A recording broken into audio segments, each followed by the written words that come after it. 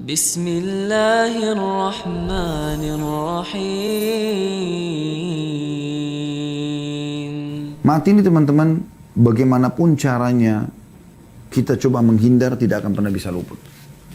Sehebat apapun Anda berusaha untuk melepaskan diri dari kematian. Kalaupun orang mau coba, tidak ada gunanya. Coba renungi bagaimana Allah mengatakan dalam surah Jum'ah ayat 8. Dan ini kekal ditilawakan oleh orang beriman sampai menjelang hari kiamat nanti. A'udzu billahi minasyaitonir rajim, surah Al-Jum'ah ayat 8. Qul innal mauta alladhi tafirruna minhu fa innahu mulaqikum thumma turadduna ila 'alimil ghaibi wasyahadati fayunabbi'ukum bima kuntum ta'malun. Katakan hai Muhammad, serukan kepada semua orang. Ya. Sesungguhnya kematian yang kamu lari daripadanya, maka sesungguhnya kematian akan menemui kamu. Kemudian kamu akan dikembalikan kepada Allah yang mengetahui yang gaib dan yang nyata. Lalu dia Allah akan memberitahukan kepadamu apa yang telah kamu kerjakan. Kematian yang kau lari daripadanya pasti akan datang kepadamu. Dalam surah An-Nisa ayat 78 Allah juga mengingatkan potongan ayat A'udzubillahi minasyaitonir rajim. Aina ma takunu yudrikkumul mautu walau kuntum fi burujin musyayyadah. Dimanapun kau berada kematian akan mendapatkan kamu. Pasti kau akan mati. Kendati pun kamu dalam benteng yang tinggi lagi kokoh. Kemudian dalam surah Ar-Rahman ayat 26 sampai 27 Allah juga mengingatkan A'udzubillahi minasyaitonir rajim. Kullu man 'alaiha fan wa yabqa wajhu rabbika dzul jalali wal ikram. Semua ada di muka bumi ini pasti akan binasa. Dan yang tetap kekal lazat Tuhanmu yang mempunyai kebesaran dan kemuliaan. Surah Al-Imran 185 ayat yang paling masyhur masalah kematian. A'udzubillahi minasyaitonir rajim. Kullu nafsin dha'iqatul maut. Al-ayat. Semua jiwa pasti akan mati.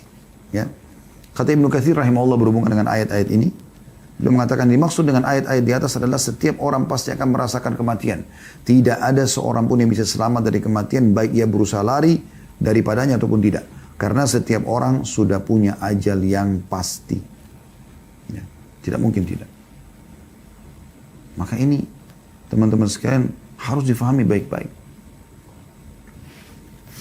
Oleh karena itu teman-teman renungilah beberapa hal ini. Memang Nabi SAW ingatkan kepada kita, jangan jadikan dunia ini sebagai target. Saya ingin sentuh sisi ininya ya. Karena kalau kita bicara masalah bekal menjelang kematian, kalau orang membahas masalah perbanyaklah sholat, perbanyaklah puasa, itu ada juga pintunya sendiri untuk dibahas. Dan itu butuh pertemuan khusus bahas itu. Yang kami ingin sentuh tidak.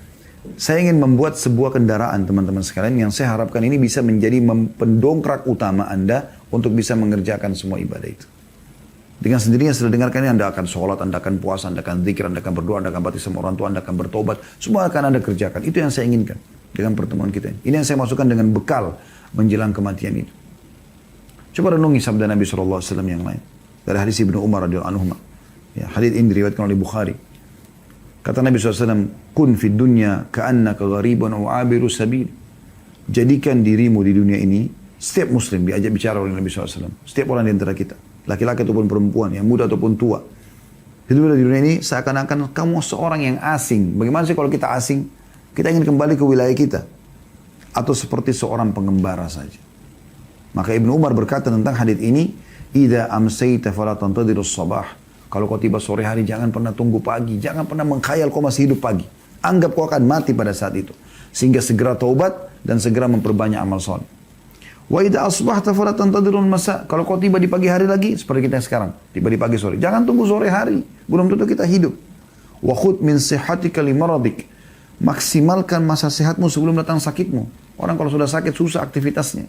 Kamu sekarang sehat. Wa min hayatika limautik. Dan mumpung kau masih hidup sebelum matimu datang. Kenapa buang waktu pada hal yang tidak ada gunanya? Ibadah.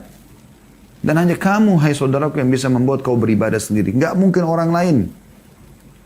Semua ada di tanganmu keputusan. Kau ingin masuk surga, di tanganmu keputusan. Kau ingin masuk neraka, di tanganmu keputusan. Kau ingin rajin, di tanganmu. Prestasi di tanganmu. Kau ingin malas, menjadi orang yang buruk juga di tanganmu. Kami, saya dan teman-teman dai hanya bisa teriak-teriak seperti ini. Menyampaikan, keputusan tangan Anda mau berubah atau tidak? Kami tidak perlu teman-teman Anda mengatakan, oh ceramahnya bagus ya, menyentuh. Nggak perlu itu. Anda ambil manfaat atau tidak. Nggak penting itu. Semoga Allah ikhlaskan niat. Setiap dai yang ikhlas tidak akan butuh pujian itu. Tapi bagaimana yang sedang disampaikan ini sampai pada hati setiap orang yang mendengarkan. Dan mereka bisa berubah. Manfaat Anda dengarkan ceramah seperti ini kalau Anda bisa berubah menjadi orang yang lebih dekat kepada Allah SWT. Takut terhadap dosa-dosa yang berlalu. Takut dengan amal soleh yang masih sedikit. Bilal pernah menangis satu waktu. Radhiyallahu anhu, lalu ditanyakan, kenapa Anda menangis? Dia mengatakan perjalanan jauh dan bekal masih sedikit. Padahal beliau sudah masuk Islam di awal-awal Islam dan menjadi muadzin Nabi SAW. Jihad setelah, dan masa Nabi jihad juga setelah ya, Nabi SAW, dan sekian banyak amal soleh yang beliau kerjakan. Hasan Basri mengatakan rahimahullah dalam masalah ini, al-mu'minu fid dunya qal gharibi wa la yajza' min dhulliha wa la yunafisu fi izziha lahu sya'an wa linnasi sya'an. Seorang mukmin di dunia seperti orang asing. Tidak pernah gelisah terhadap apa yang orang dapatkan dari dunia. Oh, dia mau maju, dia berhasil, silakan. Saya ya saya. Tetap kita kejar prestasi dunia semampu kita. Tapi bukan berarti kita iri, dengki, berkecamuk, berebut-rebutan dengan haknya orang lain. Bukan sifat orang beriman itu. Tidak pernah saling berlomba. Ya, dengan menggilai dunia. Atau mengejar dunia. Penggila dunia, pengejar dunia, memiliki urusan sendiri. Dan orang asing, orang beriman, yang ingin kembali ke akhirat juga punya urusan sendiri. Pasti beda. Nggak mungkin sama. Jadi Anda kalau mau jadi orang akhirat, beda dengan orang-orang yang kejar dunia, beda sekali. Mereka bingung dengan kita bersedekah. Mereka pikir kenapa bersedekah, kenapa tidak nabung. Itu karena mereka pikirnya dunia. Mereka heran kenapa kita ke masjid sholat. Bagi mereka itu terlalu membuang waktu. Atau kenapa harus puasa, bukankah cuma sunnah, bukankah lapar, bukankah haus, bukankah begini dan begitu. Atau As-Salimi berkata dalam doanya rahimahullah, Allahumma arham fid dunya gurbati. Ya Allah, kasihanilah, rahmatilah keasinganku di dunia. Maksudnya apa? Aku ingin mau jadi asing dunia, maka bantu aku dengan rahmatmu supaya aku bisa lakukan itu. Warham fil qabri wa ya, wahsyati. Dan selamatkan, kasihani aku dalam kuburku dan hiburlah aku di kesendirianku, ya, di kubur itu. Warham mauqifi ghadan baina yadaik, dan kasihani juga aku, ya, di saat aku sedang berdiri di antara kedua tanganmu, maksudnya pada hari kiamat nanti. Yahya bin Mu'adz Ar-Razi rahimahullah berkata, ad-dunya khamrus syaitan. Dunia ini khamarnya syaitan, minuman kerasnya syaitan. Wa man sakara minha lam yafiq illa fi uskaril mauti nadiman ma'al khasirin. Siapa yang mabuk, karena kan dunia ini dikatakan khamarnya syaitan. Siapa yang ikut mabuk di situ, barulah tersadarkan ketika kematian telah datang kepadanya. Nantinya ia akan menyesal bersama dengan orang-orang yang merugi. Ada sebuah nasihat yang luar biasa dari Fudail bin Iyad rahimahullah. Seorang ulama tabi'in masyhur. Dia pernah bicara sama seseorang. Kebetulan beliau sudah tua, orang itu juga sudah tua. Yang diajak ngomongin sudah 60 tahunan. Seumur dengan beliau gitu. Beliau bertanya begini. Kam atat alaik? Kam atat alaik? Ya. Udah berapa umurmu? Orang itu menjawab, situna sana. 60 tahun.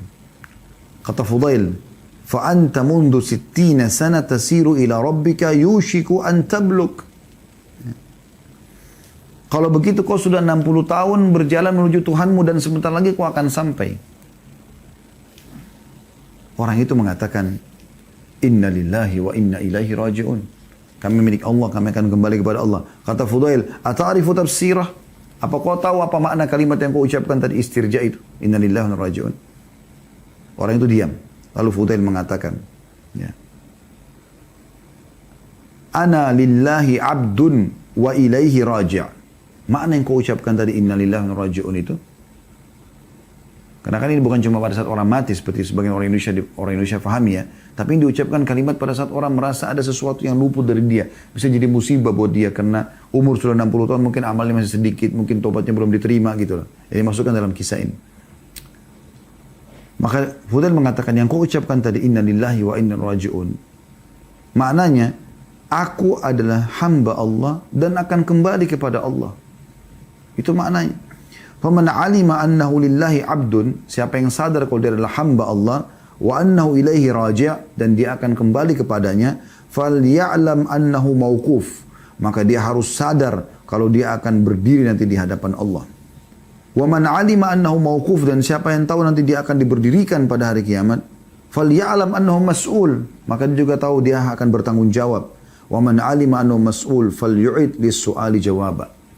Dan barang siapa yang tahu dia akan diminta pertanggungjawaban, maka dia harus punya persiapan untuk menjawab itu. Maka orang itu bertanya lagi kepada Fudail, famal hila, kalau gitu apa solusinya? Kata Fudail, yasira, mudah sekali. Orang itu bertanya, mahia, apa itu? Kata Fudail, tuhsinu fima bakiya, yugfaru laka ma madha. Ini kalimat luar biasa ya. Perbaiki amal solehmu di sisa umurmu yang masih Allah kasih, maka akan diampuni kesalahan yang lalu. Sekarang kau perbanyak amal soleh termasuk taubat, maka akan dimaafkan kesalahan yang lalu. Dan tersisa berarti amal-amal soleh saja yang kau kerjakan.